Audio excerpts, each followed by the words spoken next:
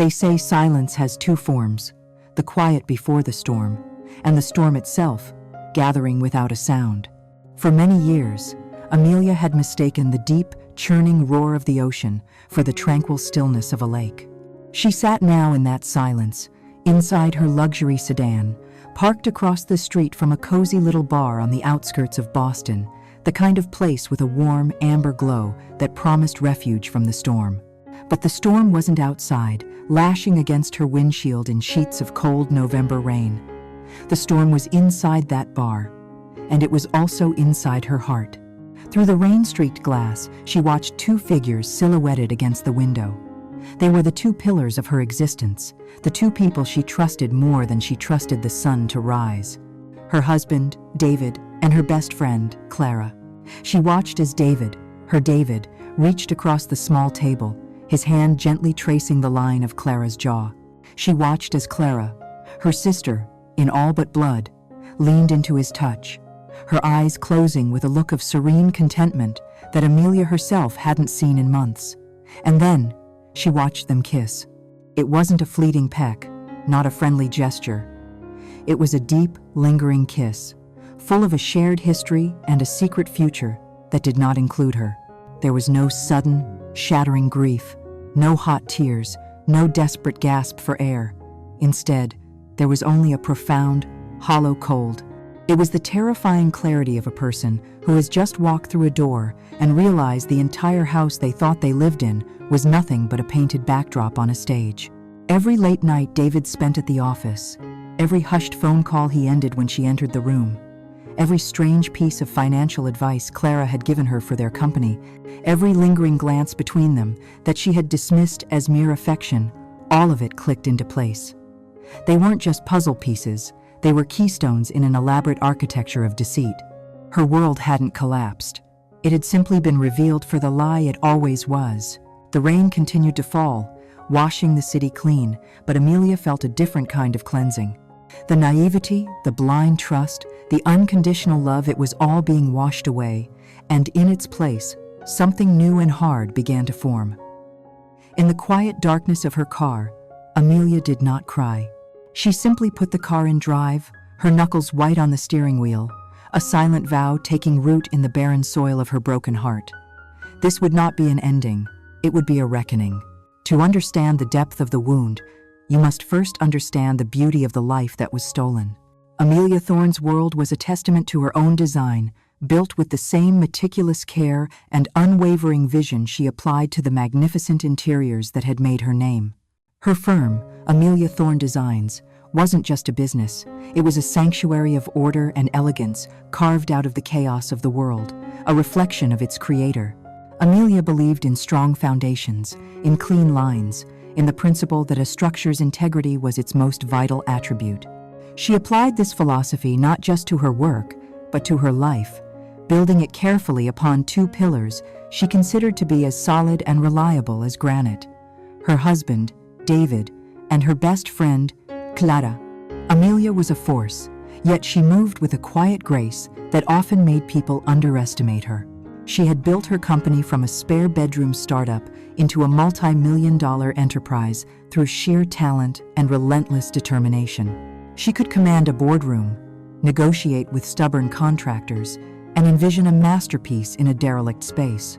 Yet, in her heart, she was an optimist, a woman who chose to see the best in those she loved, believing that loyalty and affection were not commodities to be questioned, but fundamental truths. This gentle naivety was not a weakness, she thought, but a strength, the very thing that allowed her to love so completely. Her love for David was the grand, open-concept living space of her life, expansive, filled with light and the center of her world. Her love for Clara was the foundation, the unseen but essential structure upon which everything else was built. David was the man who seemed to have been crafted just for her. He was a successful financial consultant, handsome in a polished, old-money way, with a charm that could disarm the most cynical client. In the early years, he had been her biggest cheerleader, the one who managed their finances so she could focus on her creative passions. To the outside world, they were the perfect couple, brilliant, attractive, and deeply in love. They hosted elegant dinner parties where David would hold court with his witty anecdotes, always ending with a loving toast to my brilliant wife, the true architect of our happiness. Amelia would smile, her heart swelling with pride. She never noticed the faint shadow that crossed his eyes when a client praised her business acumen a little too enthusiastically, or the way his smile tightened when a magazine article referred to him as the husband of Amelia Thorne. She interpreted his desire to handle their joint investments as an act of love, a way of protecting her from the tedious burdens of wealth management, never once suspecting that he felt emasculated by her success and was quietly, desperately seeking validation elsewhere. And then there was Clara.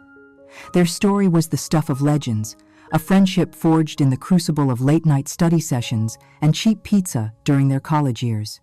They had dreamt of their futures together from the twin beds of a cramped dorm room. Clara was going to be a financial wizard, and Amelia, a world-renowned designer. While Amelia's dreams had soared, Clara's career had been more modest, a series of competent but uninspired jobs at mid-level accounting firms. When Amelia's business began to take off, it seemed like the most natural thing in the world to bring her best friend along for the ride.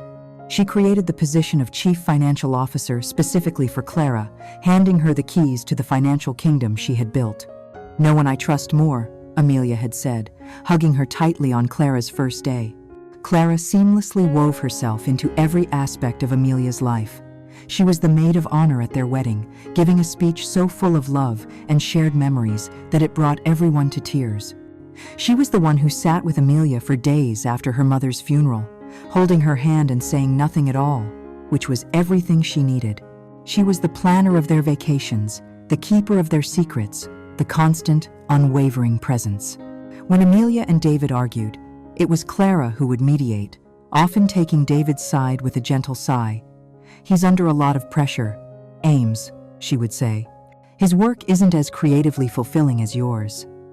Just give him some space." Amelia, grateful for her friend's wisdom, would heed the advice, creating the very space that Clara would soon fill. Clara's jealousy was a quiet, patient predator. She didn't covet just one part of Amelia's life.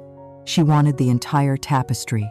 She saw Amelia's success, her loving husband, her beautiful home, not as things Amelia had earned, but as a life that had been unfairly denied to her. And so, she began her patient, methodical work, not with a hammer, but with the slow, corrosive drip of poison, all while wearing the mask of a saint. The three of them were a unit. Their shared calendar was a mosaic of weekend trips to Vermont, wine-tasting tours in Napa, and charity galas in Boston.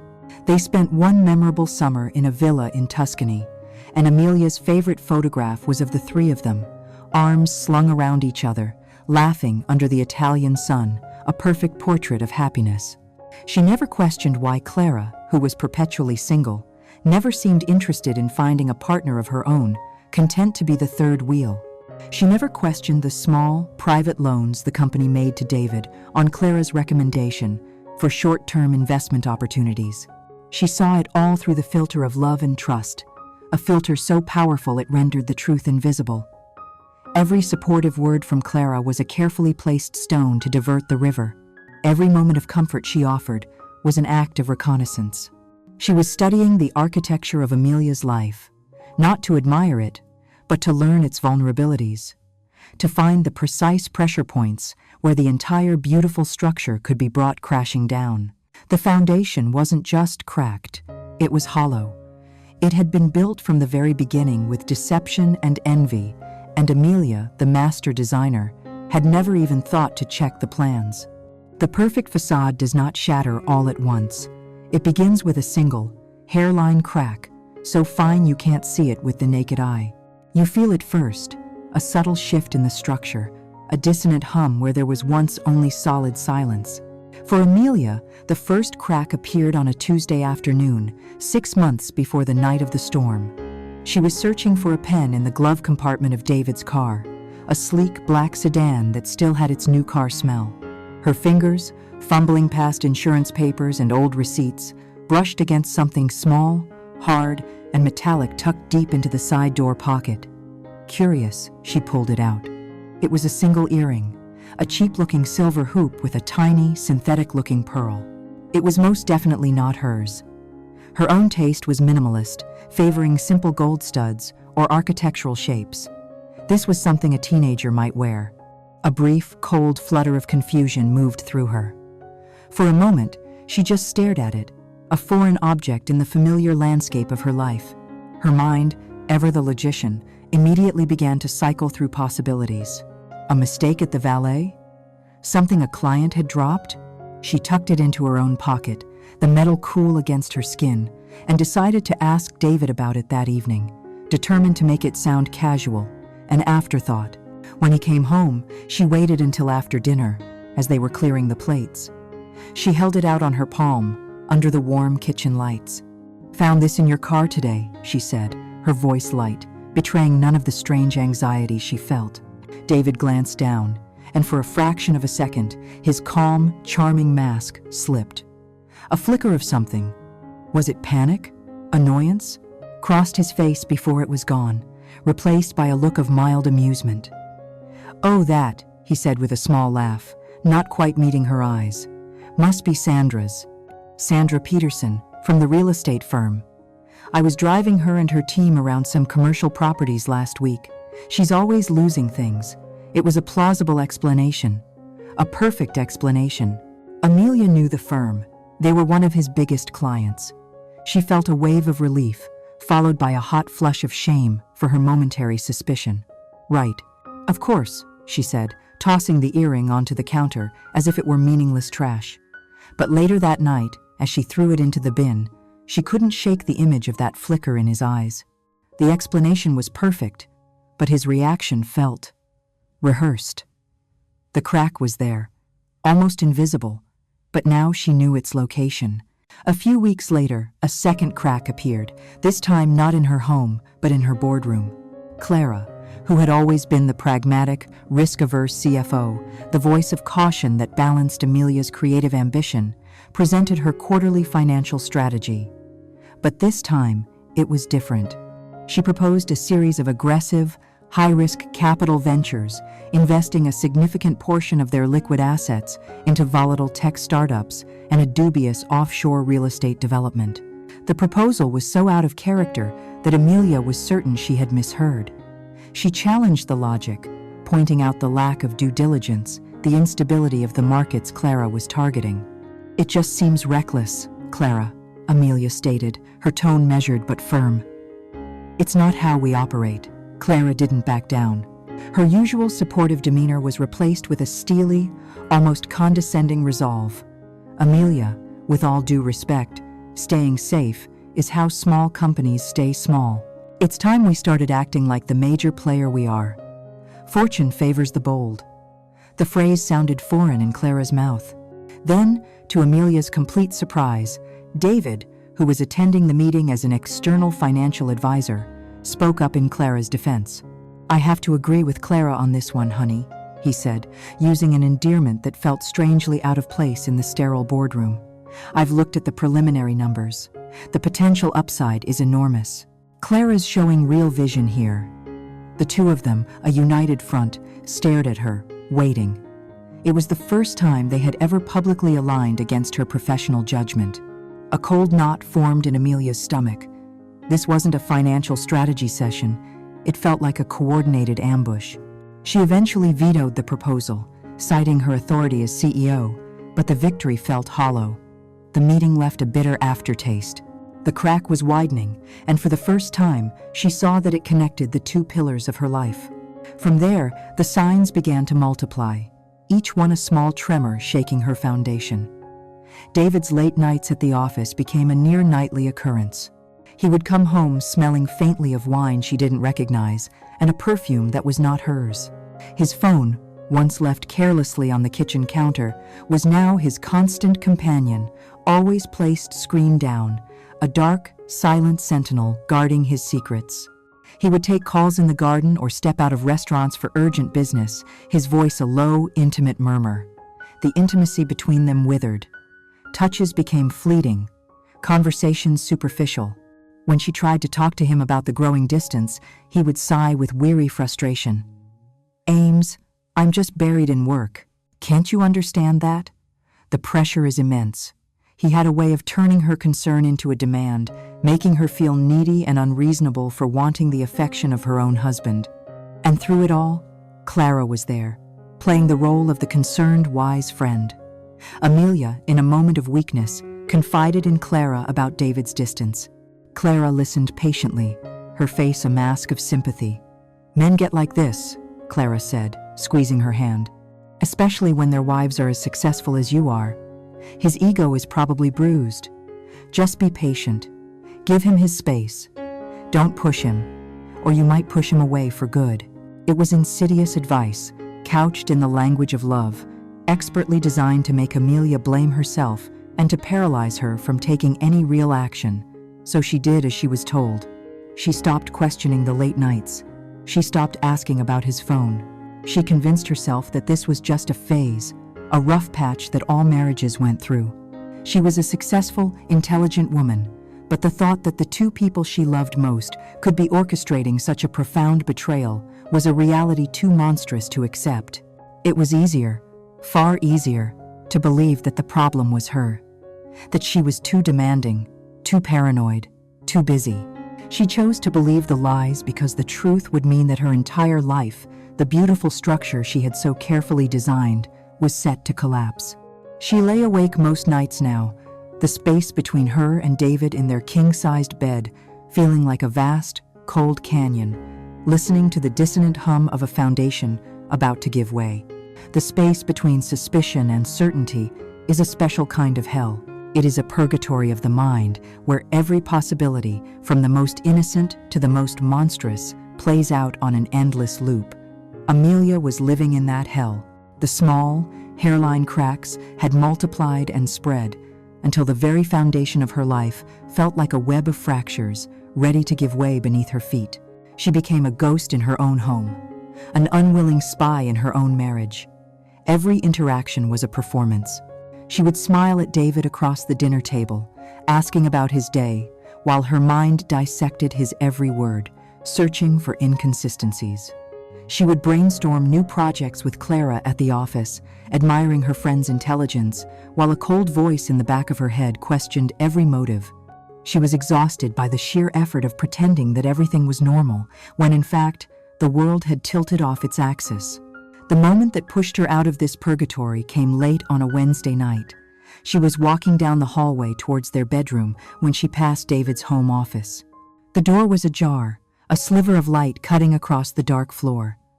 She heard his voice, not the confident tone he used with clients, but a low, conspiratorial whisper. She paused, her hand hovering over the doorknob, every instinct screaming at her to keep walking, to preserve the fragile peace of her ignorance. But she couldn't. She leaned closer, her breath held tight in her chest. She couldn't hear the other side of the conversation, only David's hushed reassurances.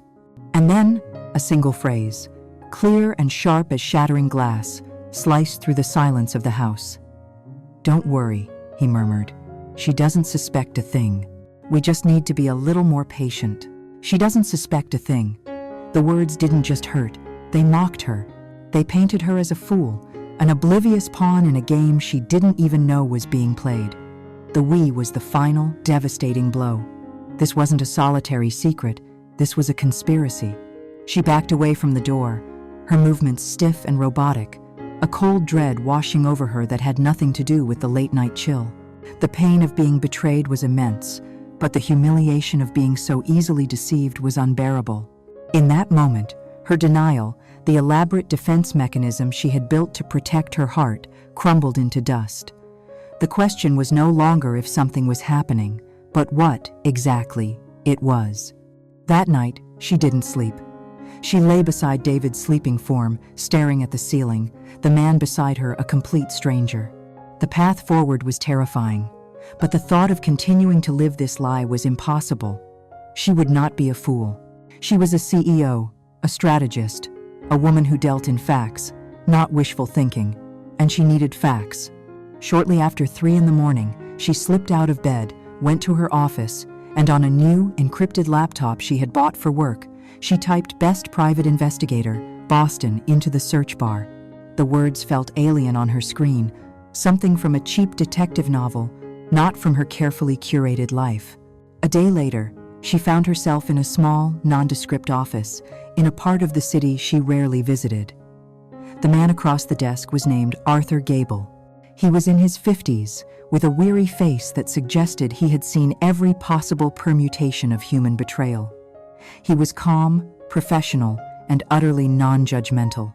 He didn't pry or offer false sympathy. He simply listened. Amelia, using the false name Grace, explained the situation in a clipped, clinical tone, trying to present it as a business problem. She spoke of behavioral changes, suspicious timelines, and financial anomalies she was beginning to notice. She handed him an envelope containing recent photographs of David and Clara, a schedule of their typical work weeks, and the access code to the GPS tracker on the car she and David shared, a feature she had never once thought to use. Her hand trembled as she slid the envelope across the desk. It felt like the ultimate transgression, a violation of the very love she was trying to verify. Mr. Gable simply nodded, named his price, and outlined his methods. "You'll hear from me in 1 week," he said, his voice flat and reassuring. "You'll have your answers." The week that followed was the longest of Amelia's life. It was a masterclass in deception. She had to maintain the illusion of normalcy with a level of control she didn't know she possessed.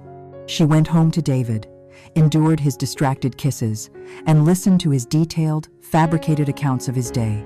On Thursday, she had her weekly lunch with Clara, sitting in their favorite bistro, listening as Clara complained about a difficult client and offered her unwavering support.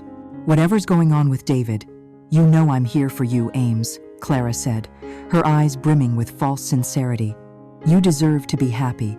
Amelia had to fight the bile that rose in her throat. She smiled, squeezed her friend's hand, and said, "I know. Thank you. It means the world to me." She felt like an actress in a tragedy, playing the part of herself, speaking lines that were written for a woman who no longer existed. Every buzz of her phone made her heart leap into her throat. She was torn between a desperate hope that Mr. Gable would call and say it was all a misunderstanding, and an equally desperate need to simply know the truth, no matter how ugly. The not knowing was a poison, seeping into every corner of her soul. The call came the following Tuesday. It was an unknown number. "Miss Grace?" Mr. Gable's voice was as dispassionate as it had been in his office. "The report is ready. I've compiled the surveillance logs and supporting materials. You can pick them up at your convenience." There was no emotion in his voice, but Amelia heard the verdict in his tone. Investigators don't compile extensive materials on a misunderstanding. They don't have supporting evidence for a happy marriage. He had found it. The truth. Her heart hammered against her ribs, a frantic bird trapped in a cage. This was it. The end of suspicion. The end of hope. The beginning of a new, terrible certainty. "I'll be there in an hour," she said, her own voice sounding distant and strange, and hung up the phone. The unseen thread she had been pulling on for months had led her to this moment, and she knew that once she saw what was at the end of it, her life would be irrevocably, completely, and brutally severed from everything she had ever known. The drive to Mr. Gable's office was a blur of traffic lights and gray cityscapes. Amelia moved on autopilot, her body performing the familiar tasks of driving, while her mind was a silent, white space, bracing for an impact she knew was coming. The office was exactly as she remembered it, impersonal, quiet, and smelling faintly of stale coffee. Mr. Gable didn't waste time on pleasantries. He gestured to a thick, brown manila envelope lying on the center of his otherwise empty desk. It looked heavy, weighted with the truth she had paid him to find. "Everything you asked for, and perhaps a bit more," he said, his weary eyes holding a flicker of something that might have been pity. Amelia simply nodded, her throat too tight to speak. She paid him the remainder of his fee in cash, her hands steady, a strange calm settling over her.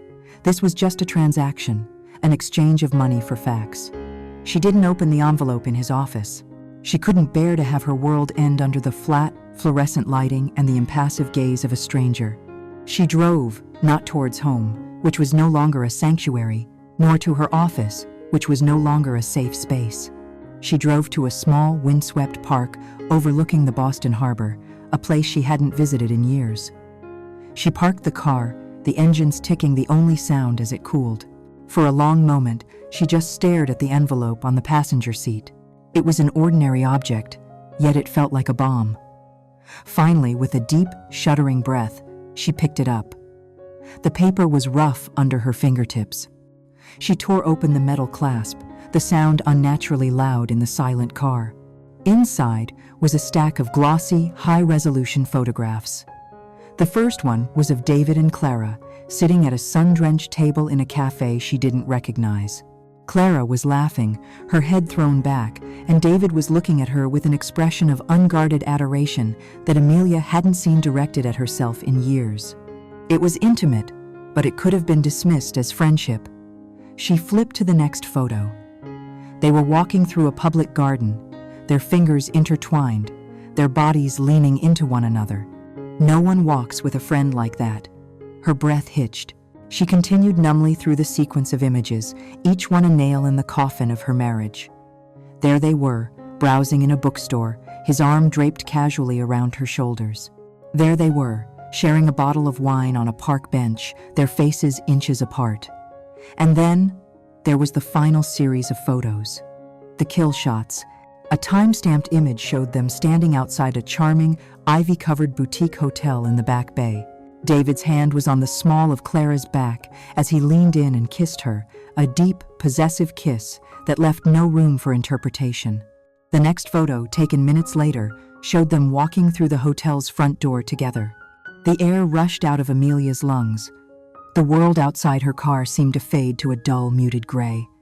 There was no screaming, no violent sobbing, just a profound, internal hollowing out, as if her very soul had been scooped out, leaving a cold, cavernous void. She stared at the face of the woman in the photograph, her best friend, the keeper of her secrets, and felt a chilling recognition. The mask was gone. This was the real Clara, a predator who had been hiding in plain sight. This was the real David, a weak and duplicitous man hiding behind a veneer of charm. The grief was so immense, so total, that it was silent. Beneath the photographs was a second, smaller envelope. A handwritten note from Gable was clipped to it. It read, "Miss Grace, my professional background is not just in surveillance, but in forensic accounting. When you granted me access to certain accounts for tracking purposes, I noticed a pattern of transactions that fell outside the scope of our agreement. I believe it is my ethical obligation to bring them to your attention. I strongly advise you to have a specialist look at these immediately. What you are dealing with may be more than infidelity." Her hands, now trembling, opened the second envelope. There were no photographs inside. Only sterile, black and white documents, bank statements, wire transfer confirmations, and the registration paperwork for a limited liability company called Orion Holdings. Her eyes scanned the pages, her CEO brain automatically kicking in, pushing past the emotional agony to analyze the data. She saw a series of significant wire transfers ranging from $10,000 to $50,000, moving from one of her company's secondary accounts directly to Orion Holdings. The authorization codes for the transfers belonged to one person, Clara Bellwether. Then, her eyes fell on the incorporation documents for Orion Holdings. It was a shell company, registered to a post office box in Delaware. The sole beneficiary of the controlling trust was listed as David A. Thorne. It all clicked into place with a horrifying, sickening clarity. The dates of the largest transfers corresponded perfectly with the dates on the surveillance photos of David and Clara's hotel stays, their expensive dinners, a weekend trip to Nantucket she'd thought David took for a solo fishing trip. A wave of nausea washed over her. This wasn't just an affair. This was a heist. They were using her money, the money she had bled and sweat for, the profits from her life's work, to fund their secret life together. Every romantic dinner, every hotel room, every secret getaway was paid for by her. The sheer, calculated audacity of it was breathtaking. Clara's push for high-risk investments suddenly made a terrifying kind of sense. She wasn't trying to grow the company. She was trying to create financial chaos, to muddy the waters so her methodical theft would go unnoticed. David's resentment of her success wasn't just a petty insecurity, it was the engine for a grand-scale larceny. They weren't just betraying her heart, they were systematically trying to bleed her dry, to dismantle her empire from the inside out, brick by stolen brick. Amelia leaned her head back against the seat, closing her eyes. The full picture was now painfully, brutally clear. This wasn't a crime of passion. Passion is messy, spontaneous. This was a meticulously planned, long-term campaign of sabotage. They hadn't just stumbled into a relationship. They had formed a strategic alliance with a singular goal: to take everything that was hers. The grief that had consumed her moments before began to cool, to change, to crystallize into something else. It was rage, a pure, cold, and silent fury, unlike anything she had ever felt. She was no longer just a heartbroken wife and a betrayed friend. She was a queen whose kingdom was under siege from the two people she had trusted with the keys. And as she sat there, in the silent car, with the evidence of their war against her spread across the passenger seat, the victim inside her died, and an architect of a different kind began to draw up a new set of plans. The hours after she left the harbor park were a strange, suspended reality. The icy rage that had solidified in her heart did not demand immediate, explosive action. Instead, it created a pocket of preternatural calm, the quiet, focused eye of a hurricane. But Amelia knew this calm was a temporary state. The raw, human part of her, the part that had loved these two people for a decade, needed one final thing before it could be silenced for good. It needed to hear the lies from their own mouths. A photograph, however damning, was a silent witness. She needed to see their faces, to watch their eyes, to give them one last chance to be the people she thought she knew. It was a foolish hope, a final, flickering candle of her old self that she knew needed to be extinguished. The confrontation wasn't for them, it was for her. It was the final piece of evidence she required to authorize the demolition of her own life. She waited for David in the dining room, the cavernous space feeling cold and theatrical. She didn't turn on the main chandelier, leaving the room in a state of twilight, illuminated only by the soft glow from the kitchen. She had placed a single photograph face down in the center of the vast mahogany table. When David walked in, shedding his coat and briefcase, he was all easy charm, radiating the casual confidence of a man who believes he is untouchable. "Hey, you're home early," he said, loosening his tie. "Tough day?" Amelia didn't answer. She simply gestured to the chair opposite her. Confused but compliant, "He's Saturday." "Everything okay, Ames?" he asked, a flicker of apprehension in his voice. She looked at him, truly looked at him, for the first time in weeks, without the filter of love or suspicion, but with the cold, clear lens of certainty. "I have a question for you, David," she said, her voice unnervingly even. "Last Tuesday afternoon, between 2 and 5 p.m. Where were you?" He blinked, his mind clearly scrambling for the correct lie in his carefully constructed timeline. "Tuesday?" he stalled. "Client meeting downtown. With the Henderson Group. It ran late." "Why?" She said nothing. She simply reached out and flipped the photograph over. It was the one of them kissing, the ivy-covered wall of the hotel stark in the background. The blood drained from his face. For a single, breathtaking second, she saw pure, unadulterated panic in his eyes. It was the look of a cornered animal. And then, just as quickly, it was gone, replaced by a mask of indignant rage. It happened so fast, it was like watching a switch being flipped. "What is this?" he hissed, his voice low and venomous. "What the hell is this, Amelia? Are you spying on me? Are you having me followed?" He pushed the photo away from him as if it were contaminated. "This is insane. You've gone completely insane." Amelia remained silent, letting him talk, letting him reveal himself. "That is Clara," he spat. "My friend. Our friend. Her father's health is failing. She was distraught, and I was comforting her. Is that what our marriage has come to? I can't even comfort a grieving friend without you hiring some sleazy PI. To take pictures? You're the one with the problem, Amelia. You're so buried in your work, so disconnected from everything. You've become this paranoid, jealous stranger." He stood up, his chair scraping loudly against the floor. He paced, gesticulating wildly, a man performing for an imaginary jury. He was turning her pain into her pathology, her discovery into her crime. There was no apology, no remorse, only fury at being caught. He stormed towards the door, pausing to deliver his parting shot. "You destroyed this, Amelia. With your suspicion and your coldness. You did this." The front door slammed shut, the sound echoing through the house, leaving Amelia alone in the twilight with the proof of his lies. The small, foolish candle of hope inside her flickered and died. The next morning, she summoned Clara to her office.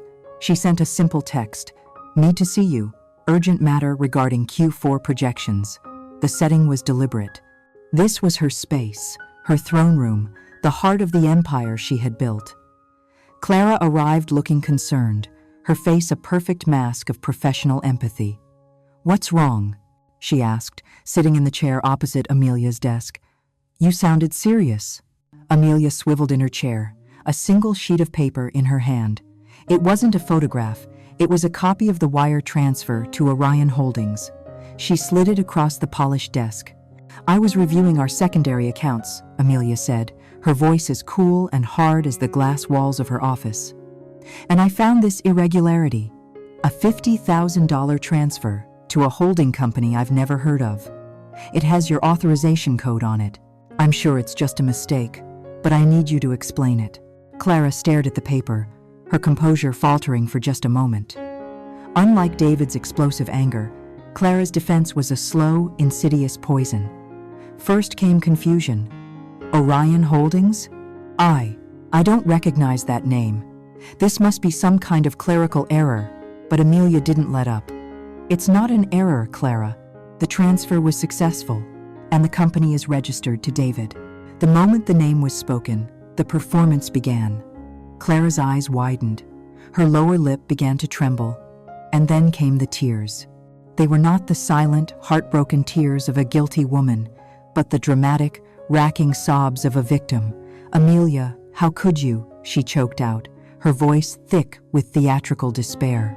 "After all these years, after everything we've been through, you accuse me of this?" She stood up, wrapping her arms around herself as if she'd been physically struck. "I know you've been under pressure. I know you're struggling with David, but to lash out like this, to invent this horrible conspiracy, to think that I, of all people, would ever do anything to hurt you." She was a master, turning Amelia's factual accusation into an insane, emotional delusion. She was gaslighting on a grand scale, attempting to make Amelia feel not just wrong, but mentally unstable. "We're sisters, Amelia," she whispered, tears streaming down her face. "And you are breaking my heart." Amelia watched the performance with a detached, clinical fascination. The woman she had loved as a sister was gone, replaced by this desperate, manipulative actress. There was nothing left to say. "Get out," Amelia said, her voice flat, devoid of all emotion. "Get out of my office. Now." Clara stared, her tears momentarily stopping, shocked by the cold command. Then, her mask of victimhood morphed into one of spite. She turned and walked out, slamming the door behind her. Amelia sat alone in the silence of her office, the city skyline stretching out before her. The confrontations had been more brutal than she could have imagined, not because of the anger, but because of the absolute chilling absence of a soul in either of them. Her world hadn't just collapsed. It had been meticulously and purposefully dismantled by the two people she had handed the tools to. The emotional storm, the shock, the grief, it had all passed through her and was gone. There was no pain left. There was no love left. There was only a vast, empty space. And in that space, a plan began to form.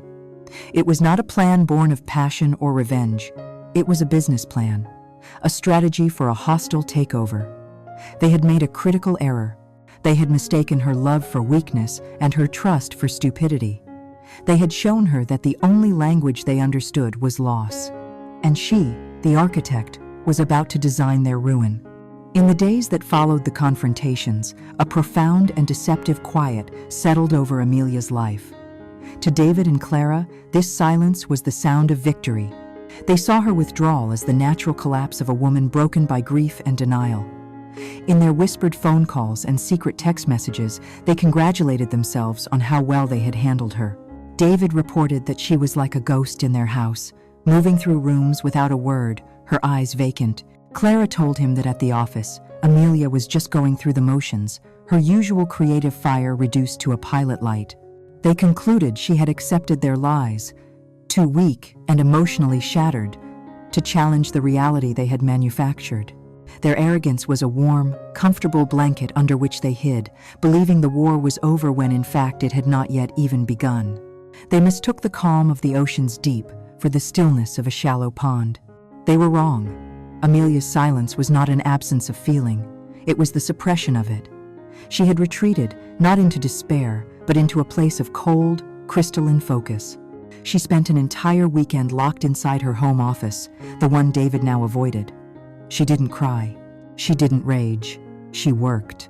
On the large design table where she had once sketched beautiful homes for happy families, she began to sketch the schematics of her new reality. She was an architect viewing a demolished building.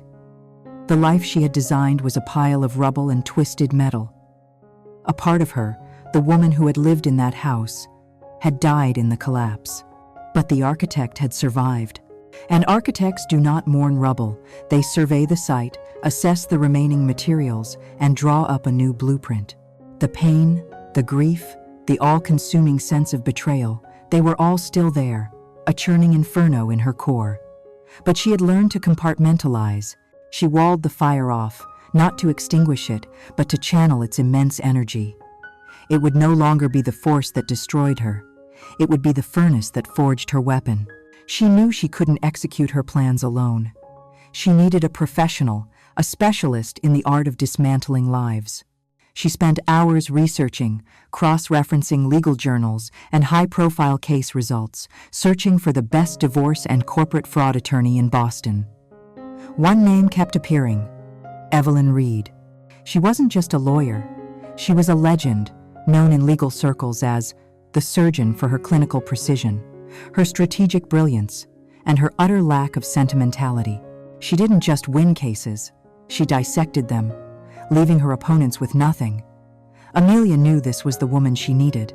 Evelyn Reed's office was a study in controlled power. Located on the top floor of a sleek downtown skyscraper, it was minimalist and immaculate, with stark white walls, black furniture, and a single, dramatic orchid on the vast glass desk. There were no family photos, no clutter, only an atmosphere of intense, focused intellect. Evelyn herself was in her late 50s, with sharp, intelligent eyes and a tailored suit that cost more than a car. She regarded Amelia with a neutral, assessing gaze as she entered. "You have 1 hour, Miss Thorne," Evelyn said, her voice crisp. "Begin." Amelia did not begin with tears or a recitation of her heartbreak. She began as if she were a CEO presenting a hostile takeover bid. She placed 2 thick, neatly labeled folders on the desk. "The first folder is titled Marital Infidelity," Amelia stated, her voice steady. "It contains a full report from a private investigator, including photographic and video evidence of my husband, David Thorne, and his affair with my best friend and company CFO, Clara Bellwether." She pushed the second folder forward. This one is titled Corporate Malfeasance. It contains financial records detailing a series of unauthorized wire transfers from my company's accounts to a shell corporation, Orion Holdings, which is secretly controlled by my husband. The transfers were authorized by Miss Bellwether. Evelyn's impassive expression didn't change, but a flicker of interest appeared in her eyes. She was accustomed to clients who were emotional wrecks. This woman was different. This was a peer. For 20 minutes, Evelyn reviewed the documents in silence, her focus absolute. She absorbed every photograph, every date, every number. Finally, she leaned back, steepling her fingers. "The evidence is ironclad," she said, her voice sharp. "You have them on all fronts. So, the question is not whether we'll win. The question is how you want to win. We have 2 paths." She held up one finger. "Path A is the blitzkrieg. We file for divorce tomorrow morning, citing adultery. Simultaneously, we file a civil suit against Miss Bellwether for fraud and embezzlement, and we alert the district attorney. It will be explosive, public, and very, very messy. They will retaliate, sling mud, and paint you as a vindictive, unstable workaholic. We will win in the end, but it will consume the next year of your life. She held up a second finger. Path B is the long game. It is quieter, more difficult, and requires a level of self-control most people do not possess. We do nothing for now. You go back to your life, and you play the part of the defeated wife. You let them believe they've gotten away with it. Their arrogance will make them careless. They will continue to steal, to lie, and to build our case for us. We let them walk deeper and deeper into the trap until they are so entangled they can't escape. Then, at a time and place of our choosing, we spring it. It will be a quiet war, fought in the shadows, that ends with a single, public execution. It is the more brutal option. Amelia didn't hesitate for a second. Path B, she said, her voice like ice. I don't just want to divorce him and fire her. I want to utterly dismantle them. They tried to take my life's work. They tried to take my future. I want to show them what it feels like to have everything you've ever wanted within your grasp, only to have it turn to ash in your hand. A slow, thin smile touched Evelyn Reed's lips. It was a smile of pure, professional admiration. Excellent, she said. I like a client with a clear objective. For the rest of the hour, they ceased to be a lawyer and a victim. They became two architects of war, sketching out the blueprint for retribution. The centerpiece of the plan began to form. They would use David and Clara's own greed as the bait. Amelia would reluctantly agree to the high-risk investment scheme Clara had proposed, channeling the company's money directly into their hands, all while Evelyn created a legal and financial paper trail that would be their undoing. They would be the willing architects of their own prison. They'll need a big stage for their final act, Amelia mused, a cold glint in her eye. The company's 10-year anniversary gala is in a few months. It seems like a fitting venue. Evelyn nodded in approval. Amelia left the office an hour later, not with the heavy weight of a victim, but with the focused, determined stride of a general. The despair had been replaced by a chilling sense of purpose. The silent architect had found her contractor, and now it was time to break ground. The most difficult role an actor can play is a weaker version of themselves. To convincingly portray fragility when your heart is encased in ice, to feign submission when your mind is plotting a war, requires a level of control that borders on the inhuman. This was the performance Amelia Thorne began the day after she left Evelyn Reed's office. The curtain rose the moment she walked through the front door of her own home.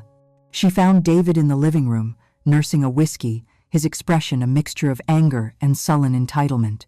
This was her first scene, her opening night, and it had to be perfect.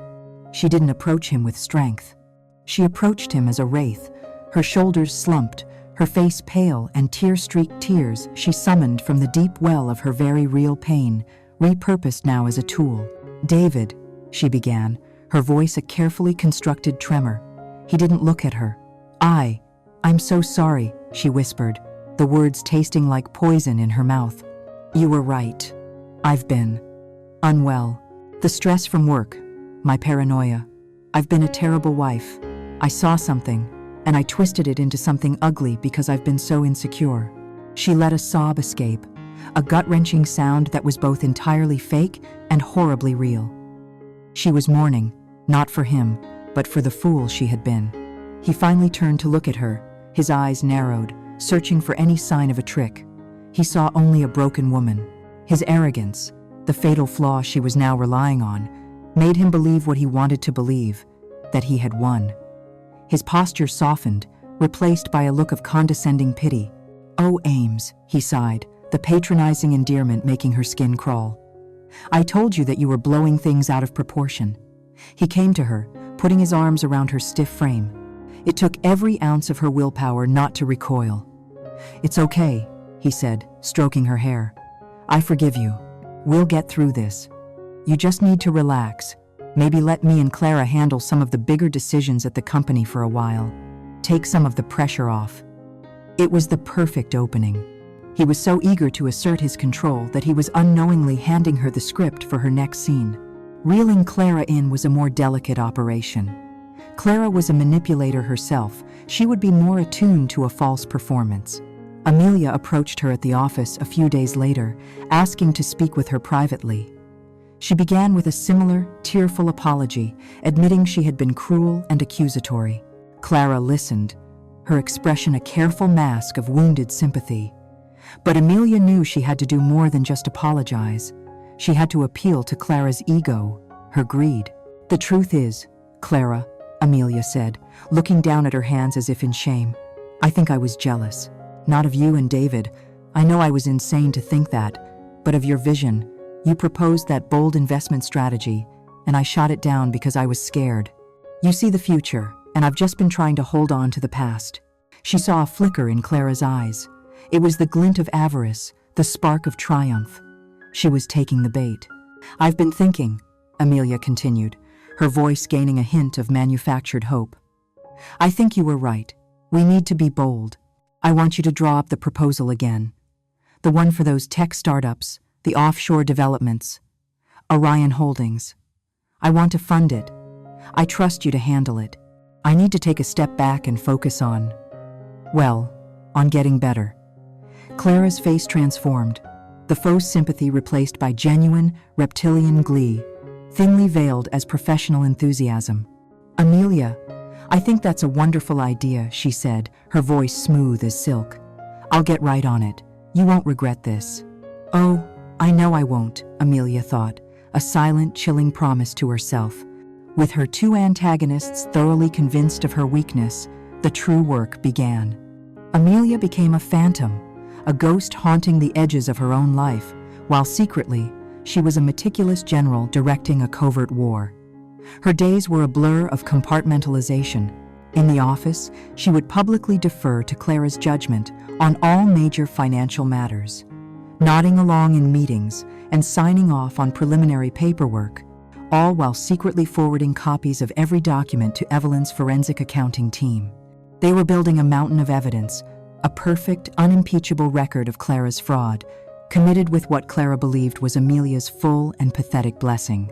At home, she played the part of the penitent wife. She endured David's patronizing affection, his self-satisfied lectures on her emotional recovery.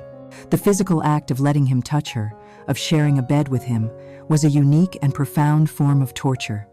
She would lie beside him in the dark, her body rigid, her mind miles away, walking through the steps of her plan over and over again.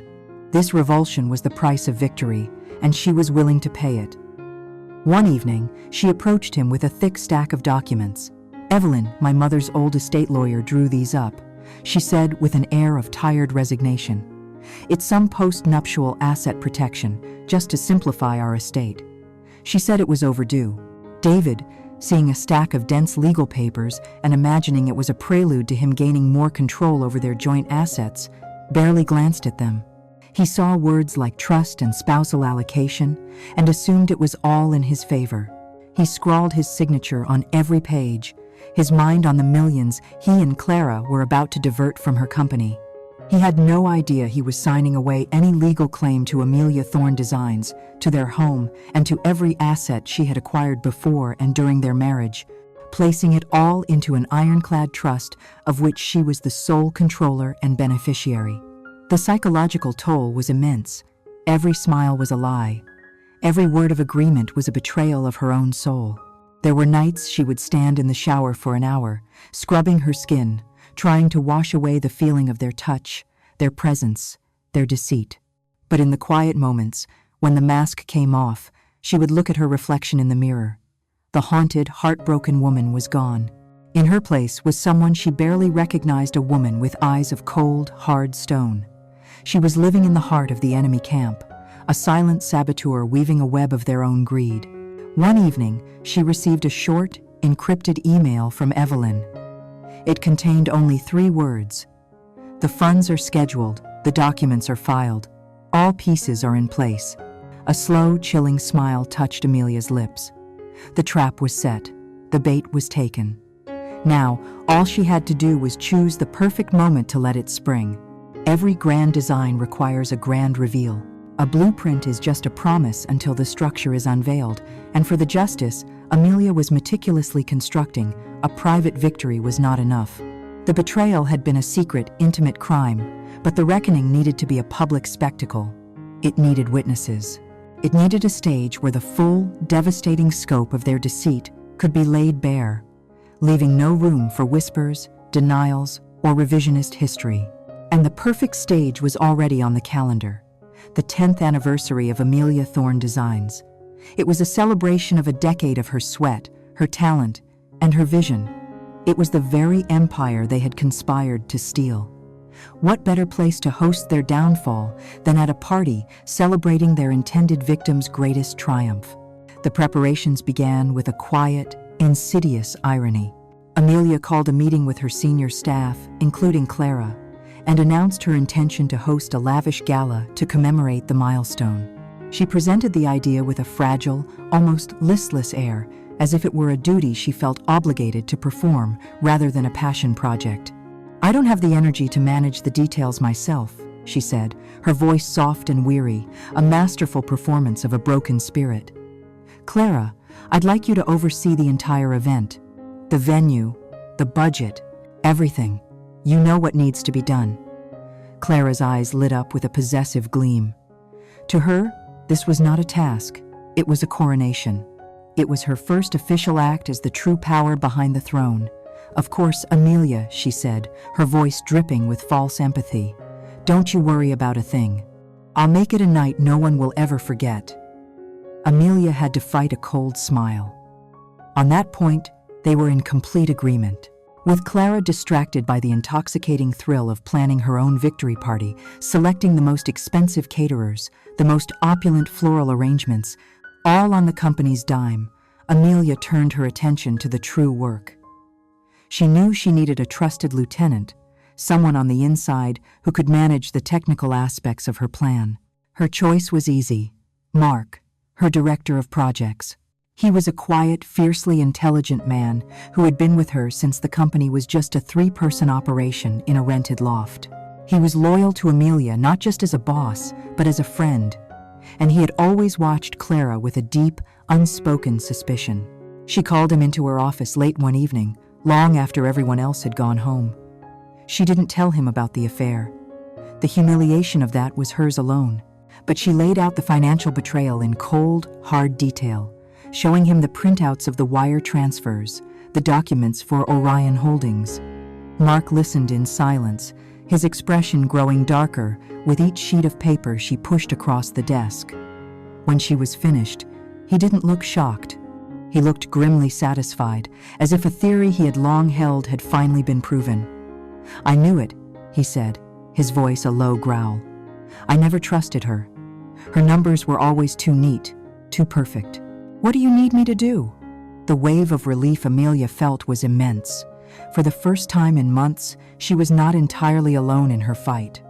"I need a weapon," she told him, "and you're going to help me build it." While Clara worked with the events team to create the evening's main presentation, a glossy, self-congratulatory slideshow of revenue charts and project highlights, Amelia and Mark held their own secret, late-night sessions. They were building a second presentation, a ghost in the machine. It was a brutal, minute-by-minute timeline of the past year. Mark, a technical wizard, embedded the file deep within the primary presentation, creating a hidden trigger. Amelia's remote, the one she would use to advance the slides, would have a secret secondary function. One click would advance Clara's sanitized version of history. A long 3-second press on the same button, however, would activate Mark's file, hijacking the projector and displaying the unvarnished, damning truth. They rehearsed it dozens of times in the locked office, the damning photos of David and Clara flashing onto the blank wall, followed by the cold, hard numbers of their theft. It was a digital guillotine, and Clara was happily, obliviously, helping to roll it onto the stage. As the date of the gala approached, the tension in the air was thick enough to taste. Invitations, printed on heavy, cream-colored cardstock, had gone out to over 300 people, Boston's business elite, their most important clients, journalists, family, and friends. Everyone who had ever been a part of their lives, their success, and their social circle would be in that room. For David and Clara, the party was the finish line.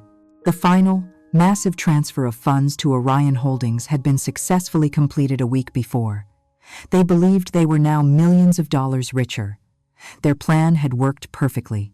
They were giddy with success, growing careless in their triumph. They would exchange knowing glances over Amelia's head in meetings. Their hands would brush for a second too long when they thought no one was watching. They treated Amelia with a cloying, suffocating pity, like wardens tending to a prisoner on death row, never suspecting that it was they who were the condemned. The night of the gala arrived, a crisp, clear autumn evening. The chosen venue was a magnificent ballroom in a historic hotel, a room of soaring ceilings, gilded mirrors, and crystal chandeliers that dripped light like diamonds. The air hummed with the sound of a string quartet and the murmur of Boston's most influential voices. It was a scene of staggering success, a testament to everything Amelia had built. She stood near the entrance, a lone, serene figure in a simple, elegant dark blue gown that shimmered under the light. She was the picture of quiet grace. Then she saw them. David and Clara made their entrance, and the room seemed to turn with them. He was impossibly handsome in a classic tuxedo. She was a vision in a blood-red designer gown, a dress Amelia recognized from a recent company credit card statement. They looked like a king and queen arriving to survey their new kingdom. They moved through the crowd with an easy confidence, accepting compliments, their laughter bright and carefree. They finally made their way to Amelia, their faces arranged in expressions of loving concern. "Amelia, you look breathtaking," Clara said, kissing the air beside her cheek. "I'm so proud of everything you've accomplished." David squeezed her arm. "Try to enjoy tonight," he said, his voice oozing condescension. "You deserve a break. Let us handle everything." Amelia looked at them, at their beautiful, smiling, treacherous faces, and she gave them the most genuine smile they had seen from her in months. It was a smile of profound, chilling finality. "Thank you," she said, her voice a soft, steady whisper. "I couldn't have done it without you." She watched them move into the heart of the ballroom, into the center of the world she had created. The trap was set, the audience was seated, and the architect of their ruin was ready to begin the show. The gala was a masterpiece of illusion. To the 300 guests filling the magnificent ballroom, it was a flawless celebration of success, a glittering tribute to Amelia Thorne's talent and tenacity. Champagne flowed like water, the string quartet played elegant, soaring melodies, and the air buzzed with the energy of Boston's elite. At the center of this sparkling universe were David and Clara. They moved through the room with the easy grace of royalty, accepting congratulations on Amelia's behalf, their smiles radiant, their confidence absolute. They were standing at the summit of their long con, breathing the rarefied air of victory, utterly oblivious to the fact that they were standing on a trapdoor. Amelia watched them from a quiet corner, a picture of serene composure. She felt no anger, no nervousness, only the cold, calm certainty of a sniper whose targets had finally wandered into the crosshairs. At precisely 9 o'clock, the music softened, and the event's coordinator stepped up to the microphone. "And now, it is my distinct honor to introduce the visionary founder and creative force behind a decade of design excellence, Miss Amelia Thorne." A wave of polite, enthusiastic applause filled the room. Amelia made her way to the stage, her steps measured and deliberate. She could feel every eye on her. She smoothed the dark blue fabric of her gown and stood at the podium, a small, black remote in her hand. In the front row, David and Clara beamed up at her, their faces glowing with smug, proprietary pride. They looked like loving, supportive partners, and the sight of their perfect, false faces cemented the last of her resolve. She began her speech, her voice warm and gracious, ringing with sincerity. "Thank you all for being here tonight to celebrate this incredible milestone," she started, smiling out at the crowd. 10 years ago, Amelia Thorne Designs was just a dream sketched out on a notepad in a tiny apartment. To see what it has become, to be in this room with all of you, our valued clients, our brilliant team, our trusted partners, it's truly humbling. She spoke for several minutes, weaving a story of hard work and gratitude. And then, she turned her gaze to the front row. But there are two people in particular, without whom none of this would have been possible, she said, her voice softening. David sat up straighter. Clara's smile widened. My husband, David, whose financial advice and unwavering support have been invaluable. She paused, letting the words hang in the air. And my best friend, my sister, our CFO, Clara. Her loyalty, her dedication, and her bold financial vision have truly taken this company to new heights. She took a slow sip of water, her eyes never leaving theirs. The warmth in her expression vanished, replaced by something as cold and clear as a winter sky. In honor of that vision, she continued, her voice now clipped and precise, Clara was kind enough to prepare a presentation celebrating our journey and our very promising future. She held up the remote, but as I was reviewing it last night, I felt it was missing a few key details. So, I've made some small but significant edits.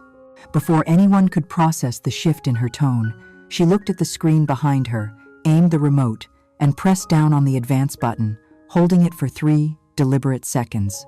The screen flickered. The elegant company logo dissolved, and in its place, a massive, high-resolution photograph of David and Clara, locked in a passionate kiss, blazed to life, illuminating the entire ballroom. A collective gasp sucked the air out of the room. A wave of shocked murmurs rippled through the crowd. In the front row, David and Clara froze, their smiles evaporating, their faces a mask of pure, horrified disbelief. Amelia's voice, now amplified by the microphone, cut through the stunned silence. It was no longer the voice of a gracious host. It was the voice of a prosecutor delivering her opening statement. For the past 18 months, she began, her tone flat and clinical, my husband and my CFO have been engaged in what I can only describe as a strategic partnership. Click. The slide changed to a picture of them holding hands, strolling through a park. Click. Them entering the boutique hotel. A partnership that required a great deal of discretion and a great deal of funding. Click. The screen changed again. The personal photos vanished, replaced by the stark, black and white image of a wire transfer confirmation. Which brings me to the bold financial vision I mentioned earlier, Amelia stated, her eyes locking onto Clara's. This is a transfer of $50,000 from my company to a shell corporation called Orion Holdings, authorized by Clara Bellwether. Click. A flowchart appeared, elegantly designed, showing a dozen more arrows, representing over $2 million, flowing from Amelia Thorne Designs to the box labeled Orion Holdings. It seems this has been their primary passion project. Click. The final, devastating slide appeared. It was the official incorporation document for Orion Holdings. And there, circled in a brutal, unforgiving red, was the name of the sole beneficiary, David A. Thorne. The murmuring in the crowd erupted into audible gasps and angry whispers. Every head in the room swiveled to stare at David and Clara, who were now completely exposed under the harsh lights, their faces chalk white with terror. They were social pariahs, their reputations being publicly executed in real time. So I would like to take this moment to thank you both, Amelia said, her voice ringing with a terrible, chilling finality as she looked down at their ruined faces. You have taught me a valuable lesson in due diligence and risk management, and you have given me a new, clearer vision for my company's future. She paused, letting them, and the entire room, hang on her next words. A future that, as of this moment, you will have no part in. She placed the remote down on the podium. The speech was over. For a heartbeat, there was absolute silence. And then, the room erupted. Amelia gave a subtle, almost imperceptible nod to the back of the ballroom. 2 large men in dark suits, who had been posing as guests, began to move with purpose towards the front table.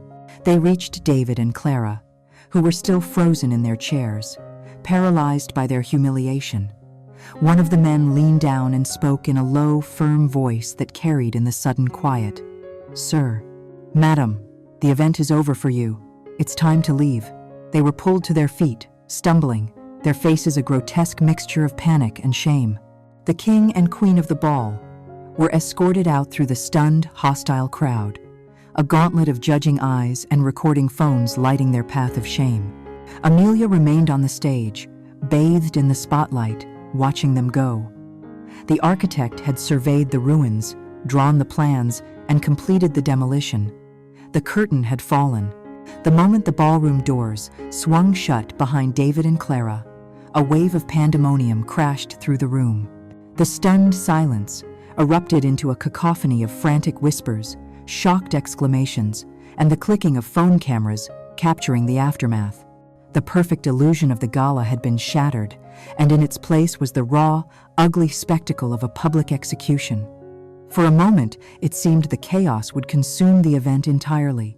But then Amelia, still standing on the stage, raised a hand. She didn't shout, she simply waited. The gesture, so full of quiet, unshakable authority, slowly but surely commanded the room's attention. The whispers died down. All eyes, once again, were on her. "I apologize for the interruption," she said, her voice as calm and steady as if she were commenting on the weather. 10 years ago, I founded this company on the principles of integrity, transparency, and trust.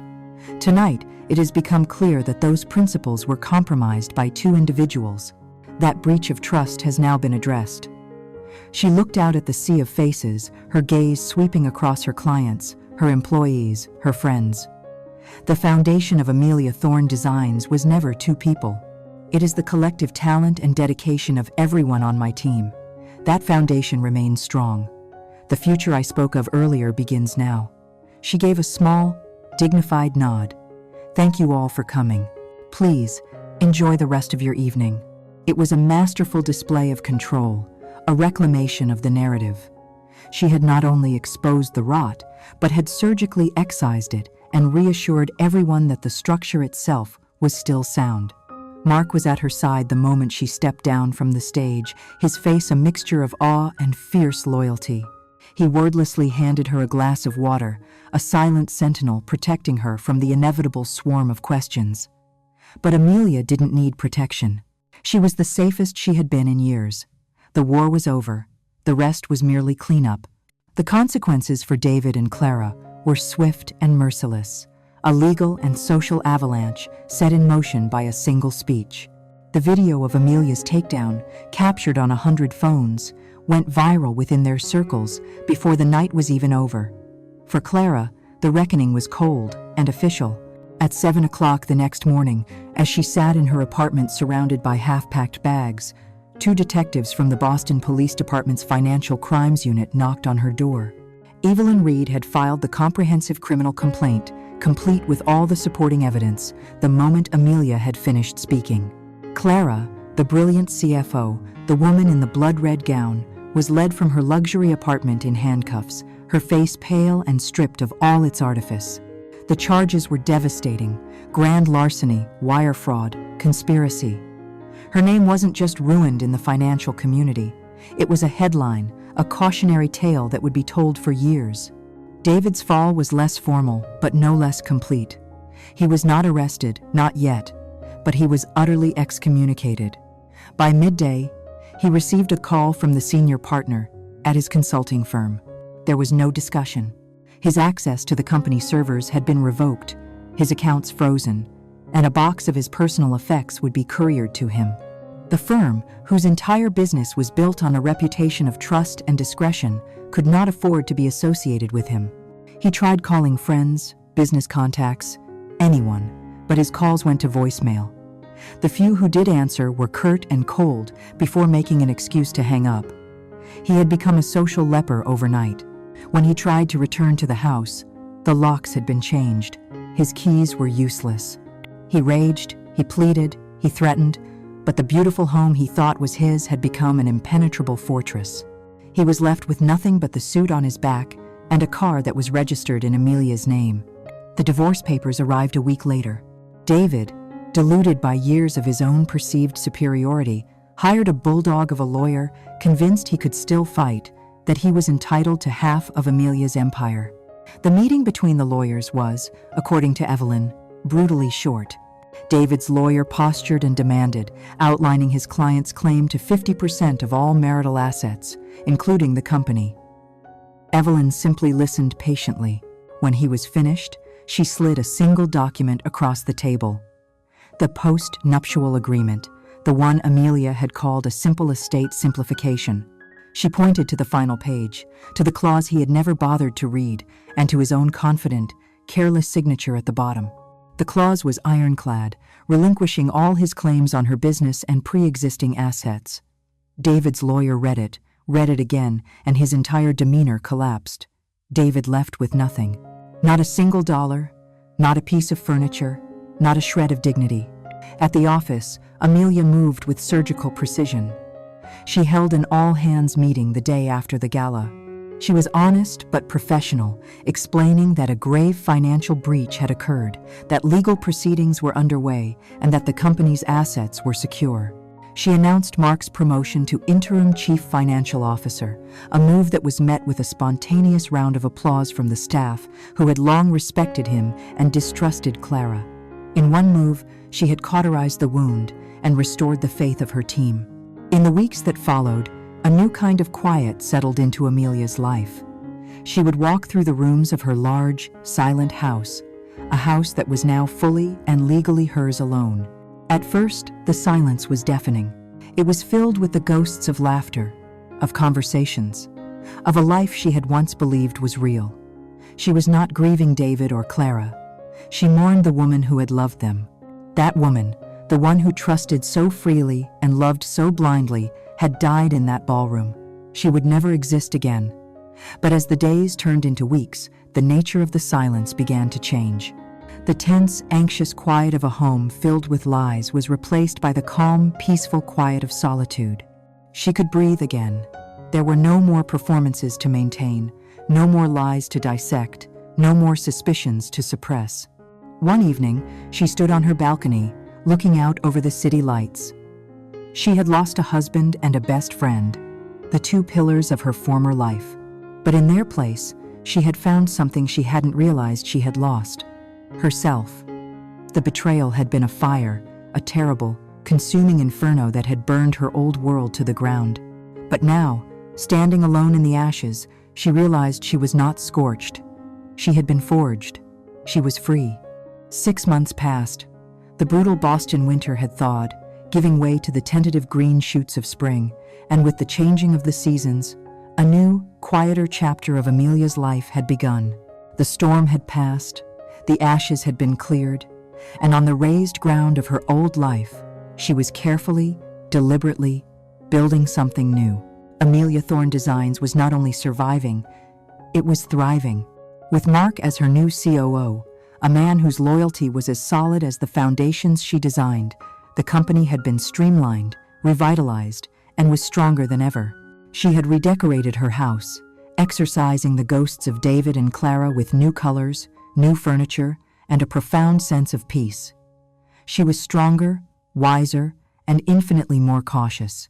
The open, trusting woman she had once been was a casualty of the war, but the woman who remained was formidable, self-reliant, and finally, truly, at peace in her own skin. Then, the letter arrived.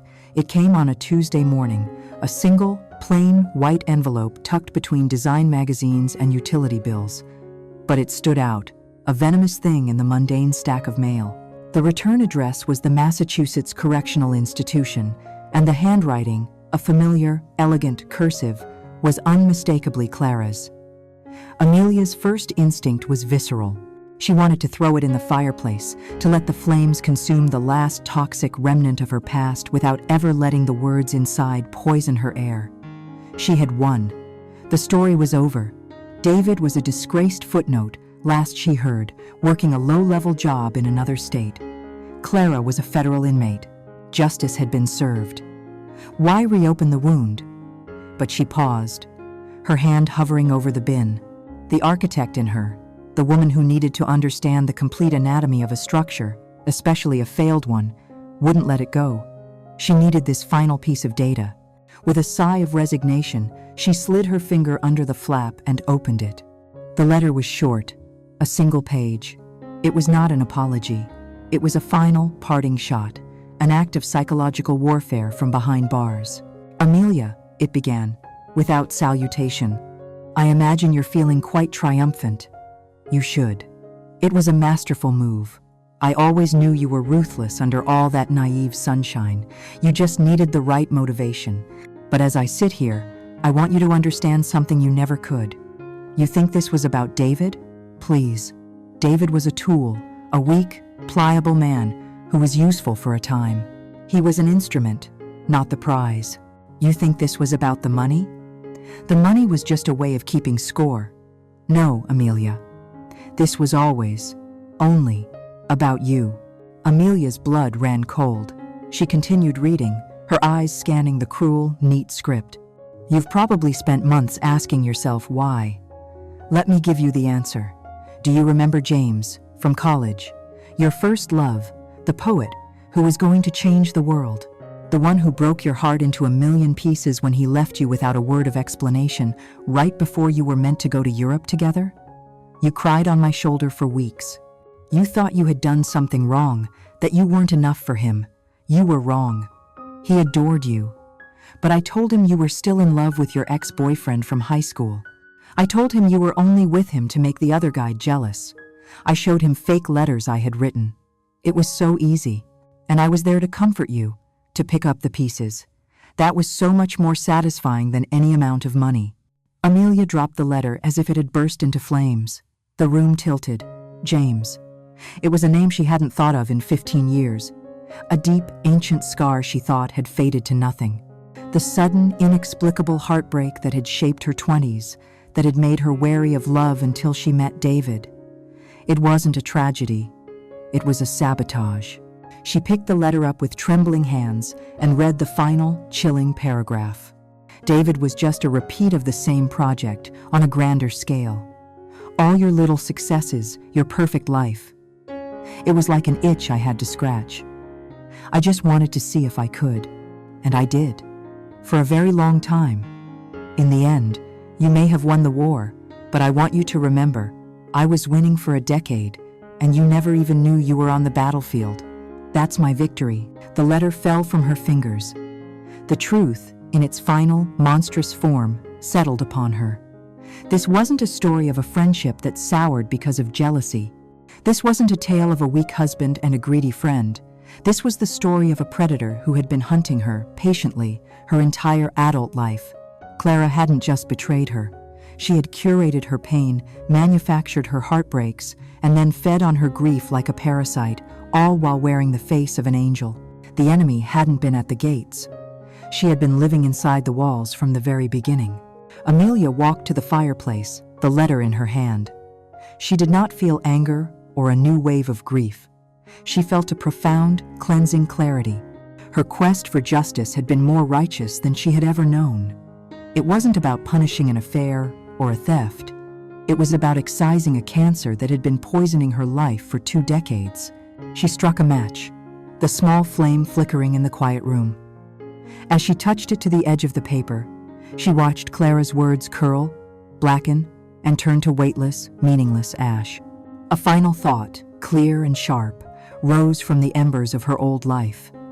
Never, ever underestimate the quiet fury of a person who has endured too much.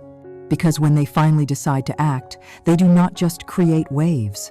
They change the entire tide. That was the story of Amelia Thorne, a story of a life built on a flawless design and a betrayal that ran deeper than bedrock. Every family, every friendship has its secrets. But some secrets are not secrets at all. They are wars, fought in silence, until the day they are not. Join us again next time for another story of the ties that bind and the betrayals that break.